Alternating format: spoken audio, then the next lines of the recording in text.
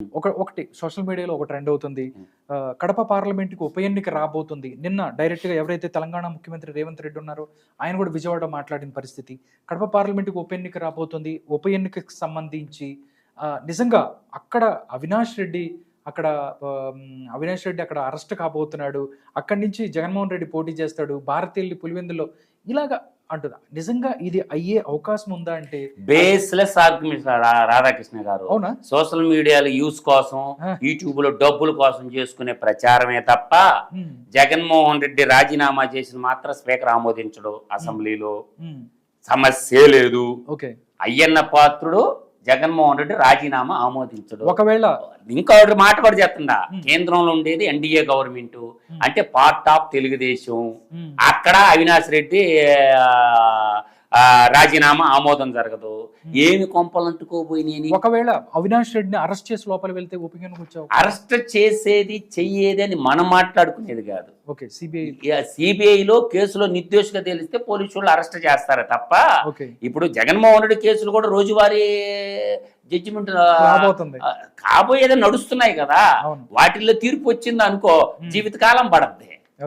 ఎన్ని జీవితాలు పడతాయో కూడా తెలియదు. ఆ 11 సిబిఐ కేసులు, కాంగ్రెస్ పార్టీ పెట్టిన 11 సిబిఐ కేసులు, 9 ఈడీ కేసులు జడ్జిమెంట్ వచ్చింది అనుకో, ఇంకా జగన్మోహన్ రెడ్డి జన్మస్థానం అంతా శ్రీకృష్ణ జన్మస్థానం అవుతుంది. ఓన్లీ అవినాష్ రెడ్డి ఏంది డైరెక్ట్ గా జగన్మోహన్ రెడ్డి లోపలికి వెళ్ళే పరిస్థితి ఉంటుంది. అందువల్ల ఏంటంటే ఎన్ని నేను చెప్తున్నా కదా, వీళ్ళు రాజీనామా చేసినంత మాత్రాన ఆడ ఆమోదించాల్సింది. ప్రజలు పన్నుల రూపంలో కట్టిన డబ్బుతోటి ఎలక్షన్ నడిపించింది. ఆ డబ్బు ఎవరు ఇస్తారా? ఆ డబ్బు అంతా ఎలక్షన్ కమిషన్ ఇంత ఖర్చు వచ్చింది, కట్ అయ్యా మళ్ళీ పెడతాం ఎలక్షన్ ఈసీ కూడా కొడారు రూపించవచ్చు. దానికి ఆ ప్రొవిజన్ కూడా ఉంది. నేను రాజీనామా చేస్తానంటే ఇష్యూ ఉండాలా. రాజీనామా చేసేయాలంటే ఏదన్నా ఒక ఇష్యూ ఉండాలా. నువ్వు పులివెందల్లో ఏమి నష్టం జరిగింది, ఎమ్మెల్యేగా ప్రజాప్రతినిధిగా ఉండవు, ఎందుకు రాజీనామా చేస్తున్నావు అంటే, ఇక్కడ మనం అక్కడ ఉన్న అధికార పార్టీని ఎదుర్కొనే దమ్ము లేక, అసెంబ్లీకి వెళ్ళలేక, ముఖం చూపించుకోలేక, మనం గత అసెంబ్లీలో మాట్లాడిన టెలికాస్ట్ చేసి చూపిస్తారు కదా. గతంలో 5 ఏళ్ళు మనం మాట్లాడిన మాటలు అవన్నీ అక్కడ ప్రజా సమస్యల మీద ఎదుర్కొనే ధైర్యం ఏమండి. పీజీఆర్ గారు ఎట్ట ఎదుర్కొన్నారండి? 26 ఎమ్మెల్యేలు ఉన్నప్పుడు తెలుగుదేశం పార్టీని ఎదుర్కోలా, సింగిల్ గా ఎదుర్కోలా. మనలో నిజాయితీ ఉంటే, ఇప్పుడు కోనంనేని సాంబశివరావు సిపిఐ ఒక్కడేనండి ఎమ్మెల్యేను, ఇలా తెలంగాణ అసెంబ్లీలో మాట్లాడటంలా. వల్ల ఏంటంటే ఇవన్నీ మనం ఆలోచన చేసుకునే విధానాన్ని బట్టి ఉంటది కదా. వ్యక్తి స్వామ్యం కంటే ప్రజాస్వామ్యం గొప్పది రాధాకృష్ణ గారు. ప్రజాస్వామ్యంలో డిక్టేటర్షిప్లు నడవు, నియంతృత్వాలు నడవు, ఏకస్వామ్యాలు నడవు. మనమే మేధావులు అనుకుంటే అట్ట ప్రజలు, రాజకీయ నాయకుల కాడికి ప్రజలు అపరమేధావులు. వాళ్ళకు పాశుపతాస్త్రం అనే ఓటు వాళ్ళ చేతులు, గన్నులు తుపాకులు లేకపోయినా ఓటు అనే ఆయుధం ఉంది. ఎలా బుద్ధి చెప్పాలో, ఎలా గట్టి పెట్టాలో ప్రజలకు బాగా తెలుసు.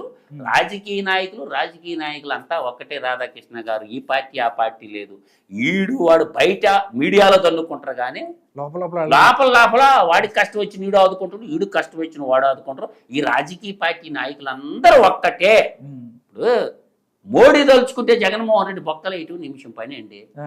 నిర్మలా సీతారామనే చెప్పింది కదా, ఆర్థిక మంత్రి, దత్తపుత్రుడు జగన్మోహన్ రెడ్డి మోడీ షాపుకి అని చెప్పిందా లేదా? అవునా కాదా?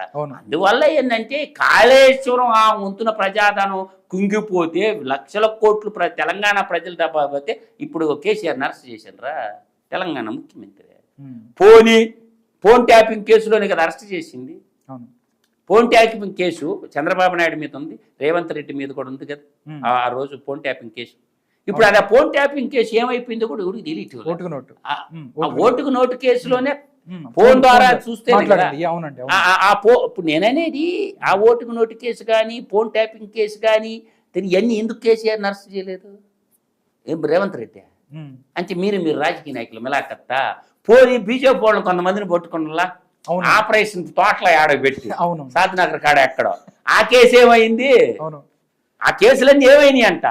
రాజకీయ నాయకులకి ఏవి కాదు. వాళ్ళు జైల్లో పోయినా ఏసీలు పెడతారు, మంచి పరుపులు వేస్తారు, పక్క ఖైదీలకు ఉన్నట్టు ఉండదు. షటిల్ ఆడుకోవచ్చు, అన్ని ఆడుకోవచ్చు. అందువల్ల ఈ రాజకీయ నాయకులు అందరూ ప్రజల్ని ఏమార్చి అంటే కుదరతో. ప్రజాస్వామ్యం గొప్పది, డిక్టేటర్షిప్లు పనికి